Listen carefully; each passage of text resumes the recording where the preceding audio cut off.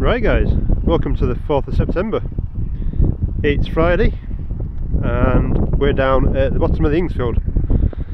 So this is the first bit, this is the girls' winter field. Just having a quick look at grass down here. If you go back, I mowed off that section with a flail mower and then left this bit for hay. But yeah, it's interesting at the moment. You might hear T5 running in the background. Now, we might have a slight confession. This confession is a little bit like people saying, I'm pregnant, I don't know how it happened. Well, kind of that way anyway. I know exactly what happened, but T5 with the mower on it. So I kind of thought last week I might have mowed some grass. I should have mowed some grass, and well, by now it's probably been ready to bale. Looked at the forecast and this week's not looking too bad. So well, I had the bright idea this morning of going and dropping a load of this. I know after all I said, but I walked in here this morning and the grass is fairly long. So short bits, you know, they're not massive, but you get into this and that's past my knee. So I thought, bugger it, this week didn't look too bad. There's a couple of showers, was it Sunday, Monday, something like that. But it looks like a sunny day anyway throughout, maybe a few showers. So we thought, stuff it. Talked to the boss this morning. I went, I don't know why, but I've got a good feeling to go drop it. I said, my mate's just gone out yesterday and dropped a load, and I said he's got a conditioner on, so he's got a bit of a head start. But I said, bugger it, shall we go for it? He said, well, you can get a couple hundred bales off it, it'll be worth it. So I said, yeah, go for it. So I've left it quite long. There's a bit of stubble in there. It's kind of varying from 2 inches to half an inch, because this field is not flat. Swaths aren't too bad. It's almost like first cut again.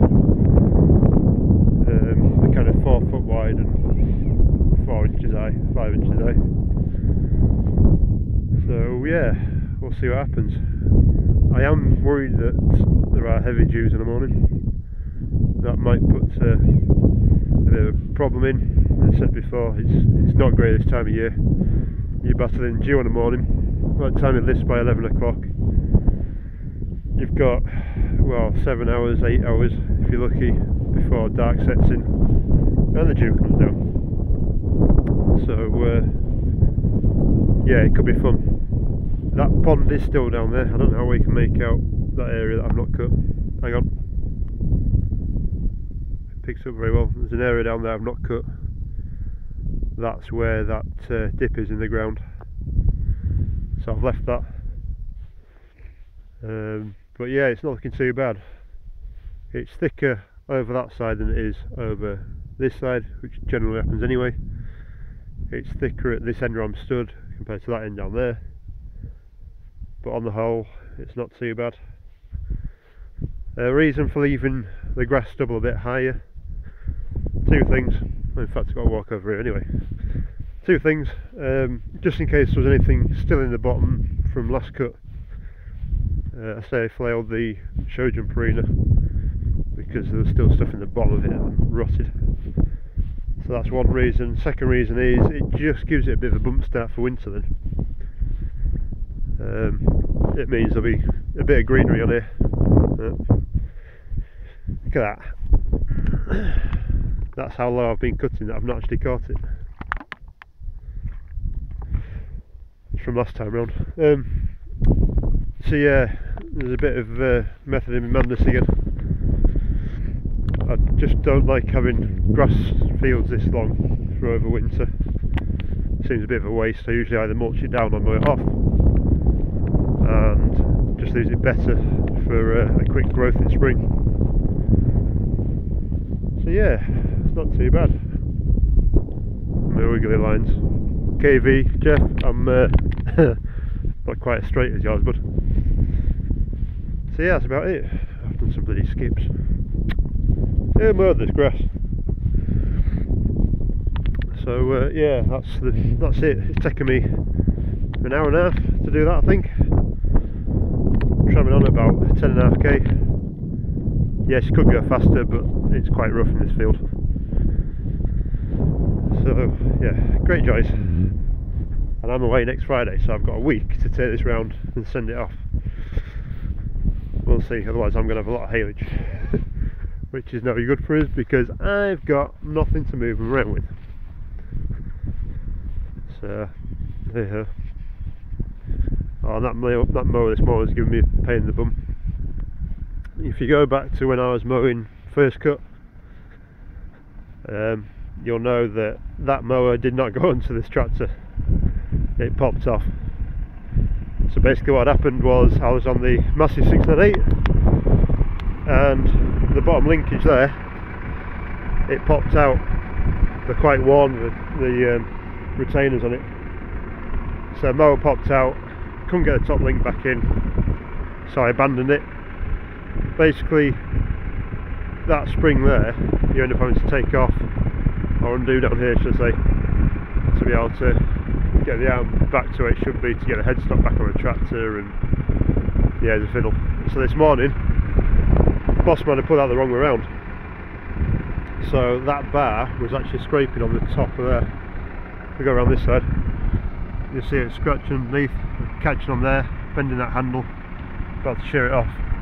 So it took me half an hour to get this turned round, because he also had that flips right over at that side, which is why there's a dink in it. You can see that very well on the camera. There you go, it's got a dink in it. So it just wasn't sitting right. So it took me half an hour to mess around with that, grease it up and get her on. So yeah, I was thinking about going and mowing my other fields, my fields. It's probably about as much as there is on that field in them. Only problem is I'm away Friday, as I said, and I'll come down here. That'll take me an hour and a half, an hour to turn. It'll take me about 2 hours to do that one up there by the time I travel to it, to and back. Plus I've got some contract jobs to do next week as well. So it's a bit of a pig really. Go like that. If I had a baler, a round baler that would actually do silage, that 550 of mine, the John Deere 550 round baler I've got, it won't do silage or anything wet. The silage side of it's been broken, so I'm a bit stuffed with that.